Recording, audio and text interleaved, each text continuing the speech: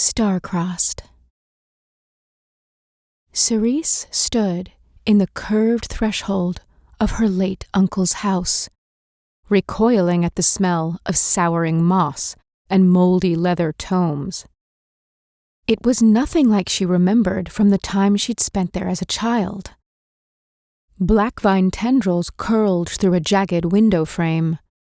A mess of glowing fungi had sprouted along the edges of the ceiling. Crystal ornaments, draped in layers of spider silk that glittered with dew, littered every surface. The cabinet at the back wall, once overflowing with samples of the rarest plants in all of Shadowmoor, now boasted empty jars and bare shelves.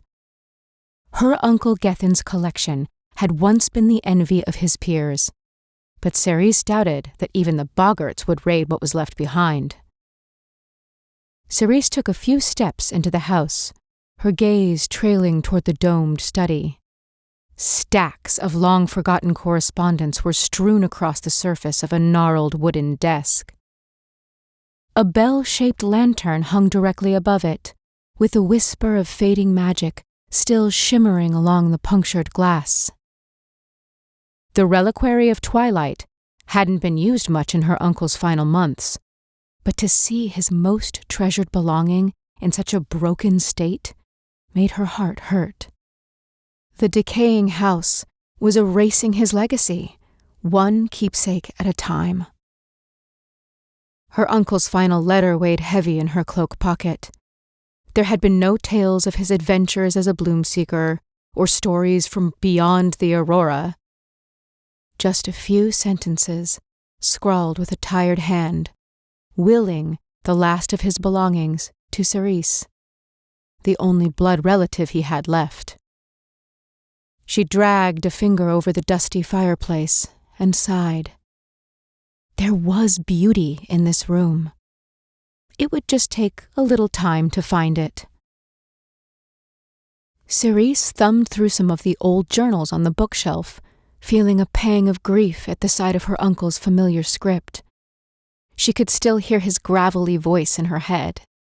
She pictured the way his long ears would flick when he was amused, and recalled the earthy rumble of his laugh when he'd remind Cerise how little there was to fear in Lorwyn, because most creatures there feared the elves. In Shadowmoor, it was quite the opposite. Cerise would often fall asleep dreaming of a world without wild magic, where everything was tranquil and filled with sunlight, just like in Uncle Gethin's stories. It was those very stories that kept her memories of him from tarnishing after he had sent her away. He'd had his reasons. Cerise was more sensitive than most to the effects of the aurora. As a child, wandering too close to the border would sometimes leave her thoughts muddled for hours, and Uncle Gethin feared what might happen if her confusion caused her to venture straight into an eclipsed realm.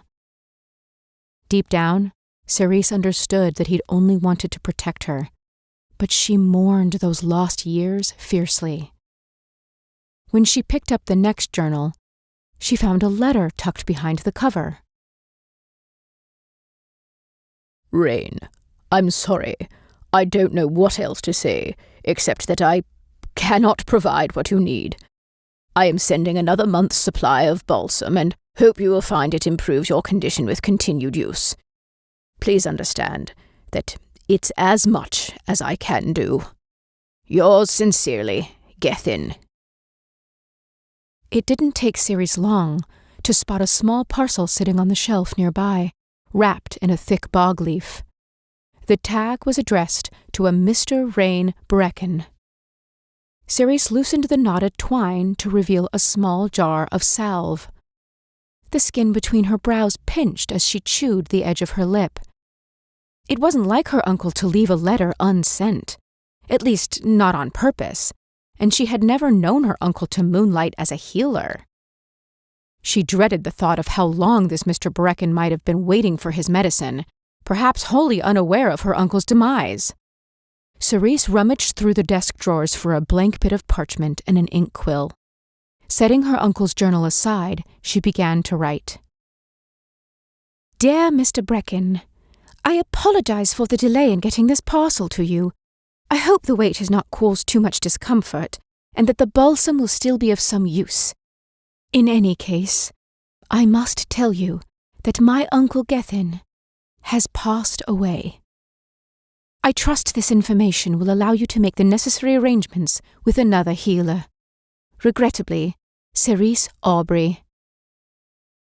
She dusted the letter with drying powder, attached it to the parcel with more braided twine, and leaned out the window. In the curve of her palm, the parchment fluttered to life. Its paper wings glowed blue at the edges, shimmering with magic. Cerise lifted her hand up to the night sky, and the letter took off in the direction of its recipient. Not left, towards the city of Carefleur, but right, towards the Aurora. Cerise blinked in surprise. She'd never corresponded with anyone from Lorwyn before. The edge of her mouth quirked in a grin. It was almost as if her uncle had left her one last gift. She looked down at the ravaged garden outside, surrounded by tangled woodland, and decided to pay Uncle Gethin back the only way she knew how, by bringing life back into his home.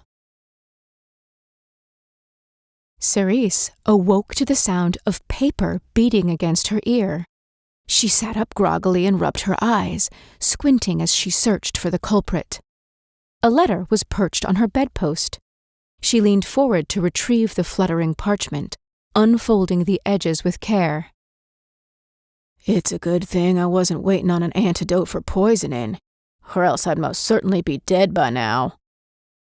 Cerise balked at the letter, stunned. Surely he hadn't meant to send this as a reply.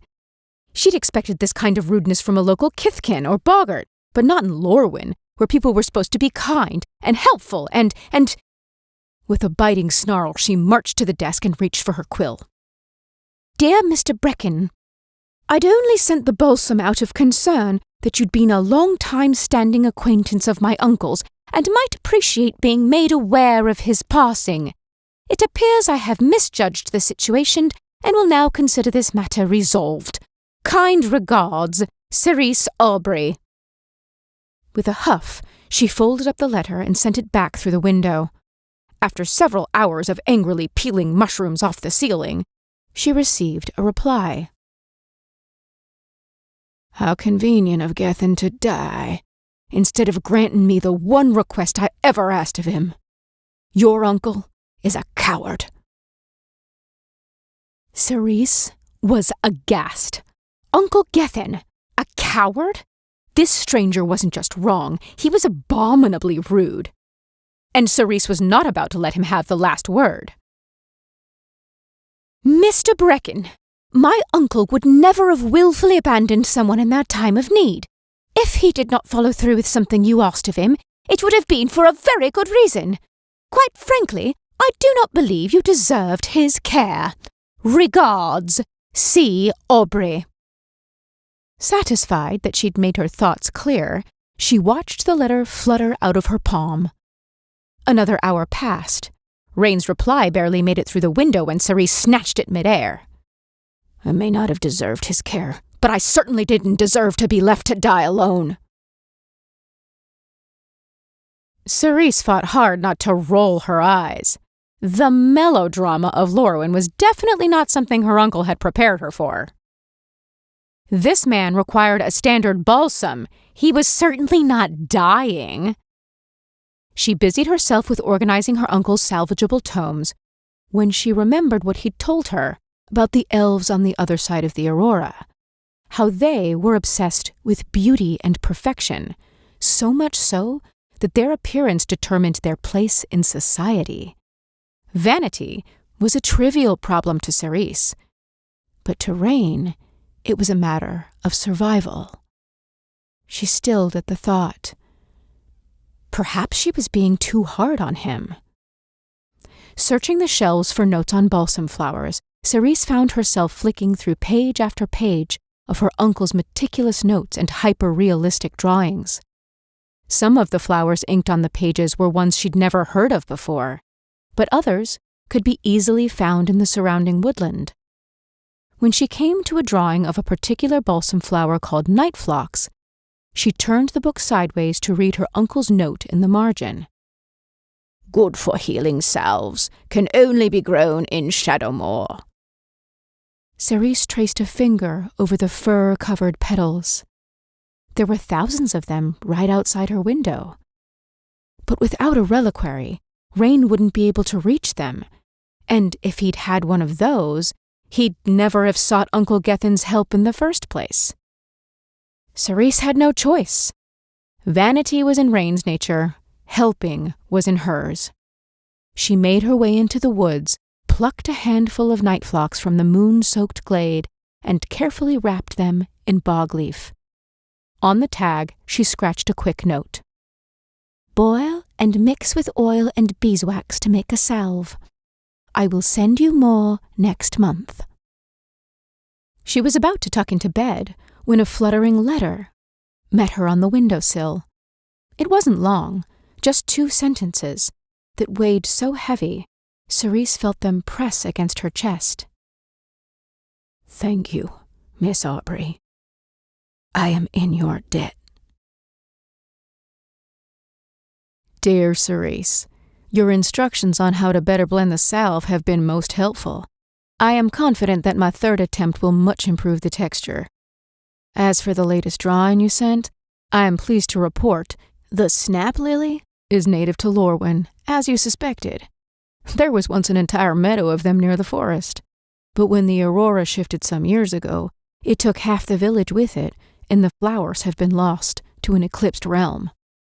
I did, however, stumble across some thistleweed currently in bloom near the watermill, and have enclosed a sample that I hope will be useful in the restoration of your uncle's collection. Well wishes, Rain. Dear Rain, I'm very grateful for the sample you sent. Uncle Gethin's cabinet is starting to look much more like it once did. It makes me happy to think he likely saw your snap lily meadow before it fell to the aurora. I have been wondering, though, if my uncle was in Lorwyn before the borders shifted, and you say you were there too, then you must have known each other for quite some time. If it's not too much trouble, I'd love to hear the story of how you met. Very humbly, Cerise. Dear Cerise, it was the very day the aurora shifted that I met your uncle. I was hunting in the woods when the border began to move.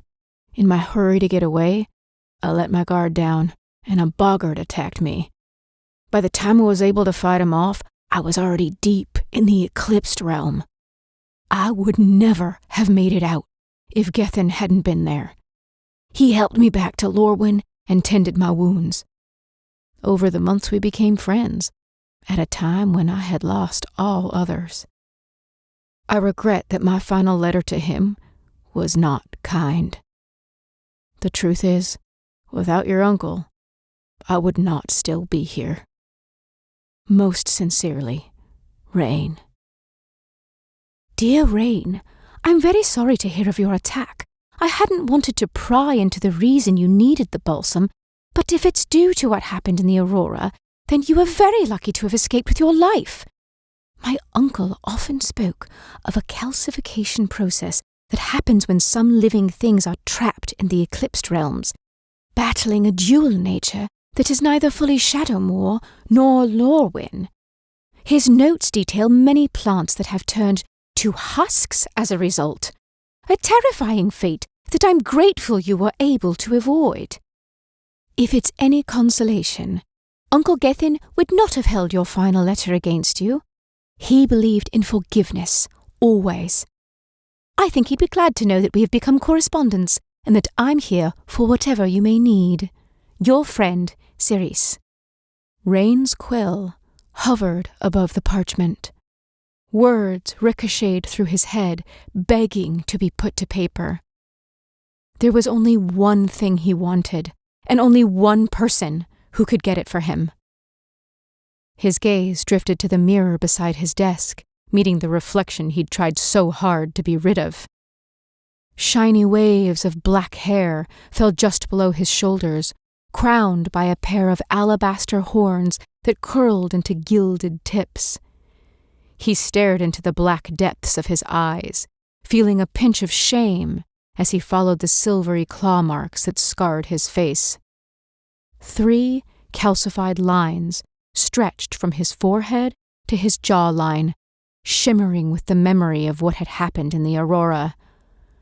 The surrounding skin had lightened to a sickly mottled gray that felt rough to the touch.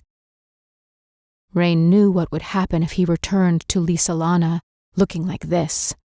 The elves would shun him in an instant. They'd call him an eye blight, and he'd be forced into the lowest caste of elven society. He couldn't face them, not even to return home. It was better to remain here, in the abandoned Kithkin village, and let the others believe he'd died.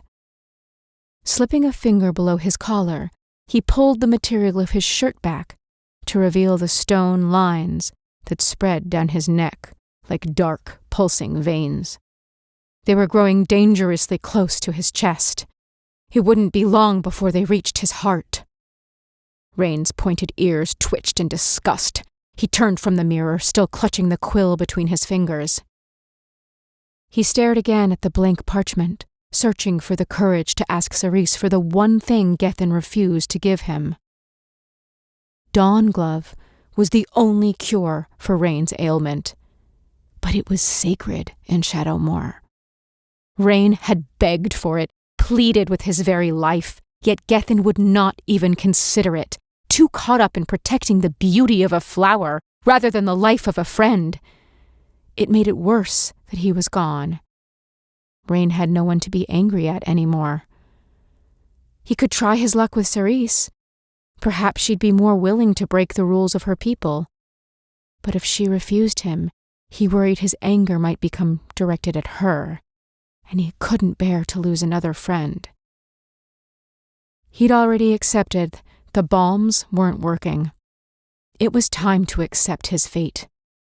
Very soon, the mark would calcify his heart, and Rain would die. But at least he wouldn't have to spend his final days alone. Rain brushed a fallen strand of hair from his brow and began to write. Dear Cerise, it is very generous of you to offer me aid, but I promise there is nothing left that I need. I do, however, greatly enjoy reading your letters, so please send as many as you like. I promise to repay you with as many wildflowers from Lorwyn as I can gather. Faithfully yours, Rain. Dear Rain, I fear you will regret that promise, because it has recently become my aim to make Uncle Gethin's cabinets the envy of every bloom seeker in Shadowmoor. Being as you are my only connection to Lorwyn, I will now be writing to you most often indeed. Prepare yourself. Elves in Shadowmoor take collecting very seriously. Affectionately yours, Cerise. Dear Cerise, I was hoping you'd say that. Your devoted servant, Rain. There wasn't a trace of Blackvine left in the house. The cupboards were stocked with flora samples. The journals were organized by year, and Cerise could smell the flourishing garden from the open window, the aroma rich with night blossoms. She scratched a few notes in one of her own journals, humming peacefully to herself, when a tree folk howled in the distance, making her start. Her elbow knocked the desk, making a jar of drying powder roll on its side before tumbling over the edge. Glass shattered across the floor. Cerise bent down to clean the shards when she noticed some of the powder had drifted through the cracks of a loose floorboard. Frowning, she dug her fingers into the edge and pulled the wood free. Tucked in the hidden space was a pouch wrapped in braided vine. She loosened the knot and inhaled sharply. There was a letter inside, along with a stem of Dawn Glove. Why would Uncle Gethin have this?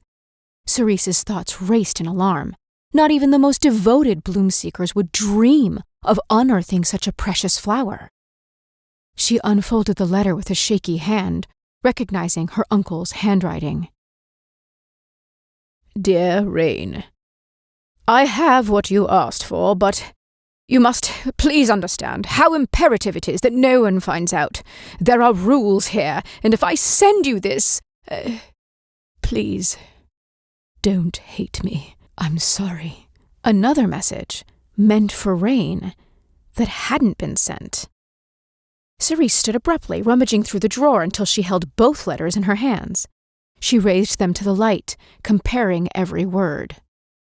This is what Rain had asked Uncle Gethin for, she realized, staring in bewilderment at the dawn glove. And Uncle Gethin had almost risked everything to send it to him. Except he hadn't. He hadn't sent anything, not the flower and not the reply turning him down. Was Uncle Gethin still making up his mind? Had he really been undecided about whether it was okay to mar such a sacred plant? If that was the case, if Rain was suffering from something that could only be cured with Dawn Glove, then that must mean... Both letters slipped from Cerise's fingers. She grabbed a piece of parchment and scribbled the fastest message she'd ever written. Rain, are you dying? The note shot out of the window in a flurry of blue dust. Cerise sat in the chair and waited, too afraid that if she moved, the fear building behind her ribs might overwhelm her. Not an hour passed before a reply settled on the desk in front of her. I am. A coarseness formed in the back of her throat, making her breath hitch. Salt clouded her vision as she stared at the pouch. She knew how wrong it was for her uncle to have plucked the Dawn Glove. She knew how wrong it was to keep it hidden, even now. It went against everything her kind stood for. If the world found out what Uncle Gethin had stolen, his legacy would be ruined. But Rain... Cerise's skin prickled with heat as she faced the same dilemma that her uncle once did. No matter what choice she made, she'd be betraying a part of her conscience.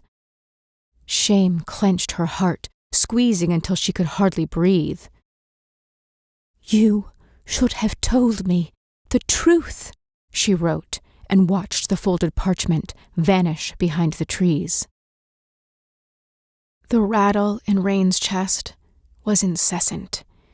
He felt as if his lungs were full of sand, grating every inhale. He'd been trying to muster the energy to reply to Cerise's last note, but he'd scarcely been able to lift his head more than an inch from his pillow. He was running out of time.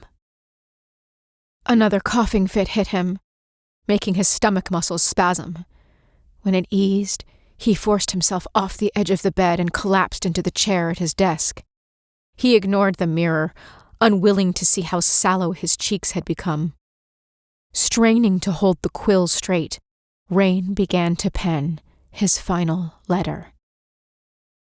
Dear Cerise, you're right. I should have told you, but I didn't want to. You've never known the truth of my scars, and I was glad for you to imagine me as I was, and not what I've become. As I write this now, there's something I want to confess. It occurred to me some weeks back that I had no idea what you look like. I'd never asked. But more surprising to me was the realization that I didn't care, because whatever your appearance, it holds no weight in what I feel for you. You, Cerise, are the very best part of my day. I was grateful to your uncle, but I will treasure the time I knew you with whatever moments I have left. Please do not worry. I'm not afraid of dying. I only wish it didn't mean I had to lose you. Yours, Rain. He watched the fluttering parchment disappear beyond the clouds. Sunlight warmed his brow, and he stood with his hands clutching the window frame until the dizziness became unbearable. Only then did he drag himself slowly back to bed, not bothering to tuck himself beneath the blanket. As his eyelids grew heavy, he thought of the ink stains blotched on his fingers, a reminder of Cerise that he'd get to keep forever, and managed one last smile before the darkness took him. Something cool pressed against Rain's lips. Nectar rolled across his tongue, and he gulped sip after sip until every muscle in his body began to settle.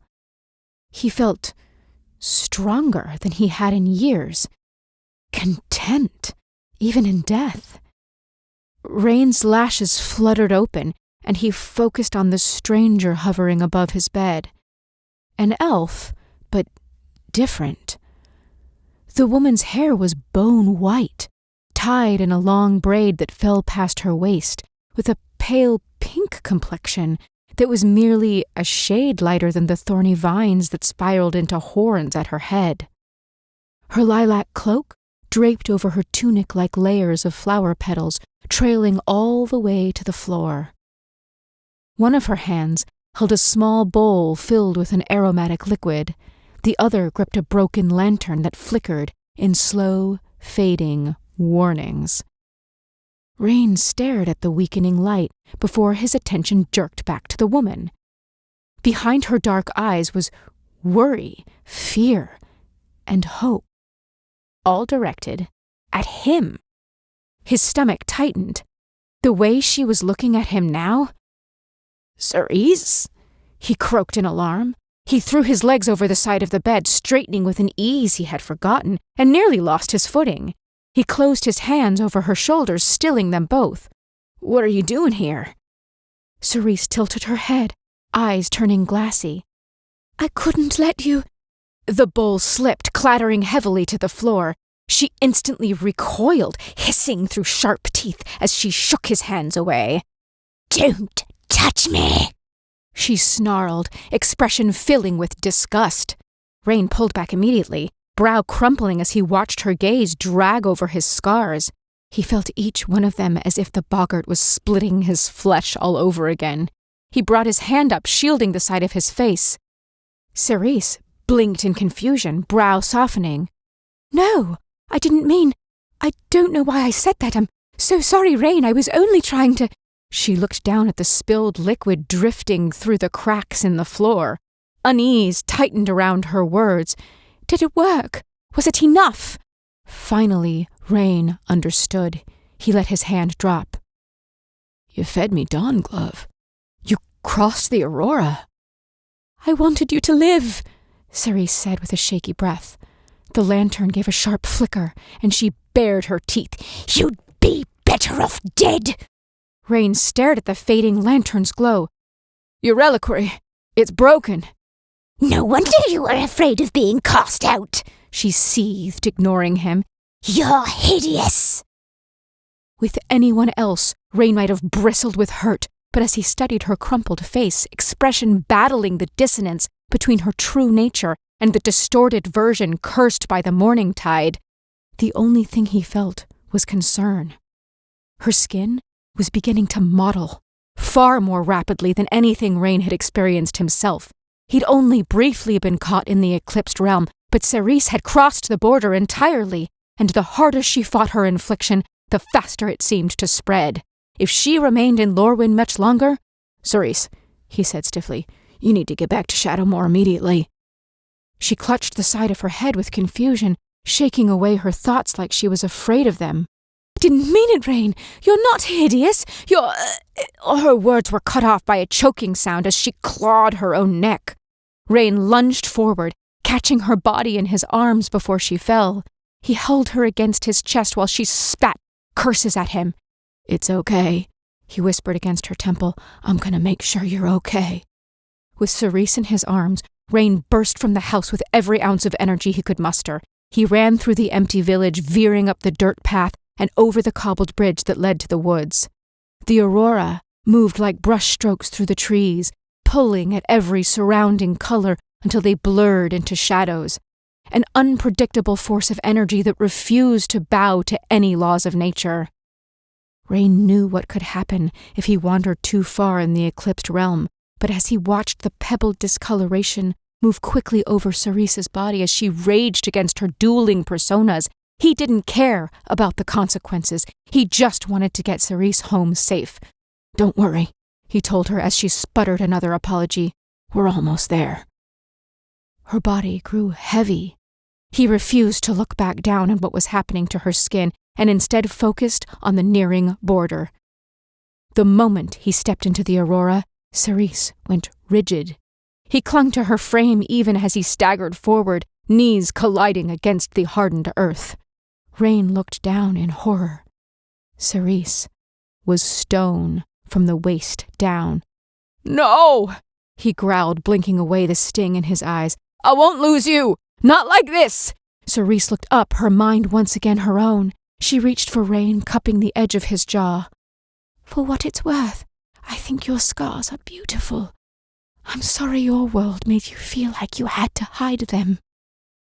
Rain pressed his forehead against hers, feeling the familiar wave of calcification rushing through his bloodstream. It wasn't the slow poison he'd suffered for years. It hit him like a flood, bursting through his veins as it raced for his heart to finish what it had started years before.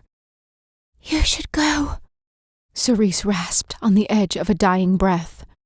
Rain shook his head above her, grazing her nose with his. "I will not leave you here alone." Cerise blinked back in response, and he watched the shine in her eyes, dull. He didn't flinch when he began to calcify beside her. He simply held her close and set to memorizing every curve of her face. As the aurora consumed his final breath, the flutter of parchment became a lullaby in his memories.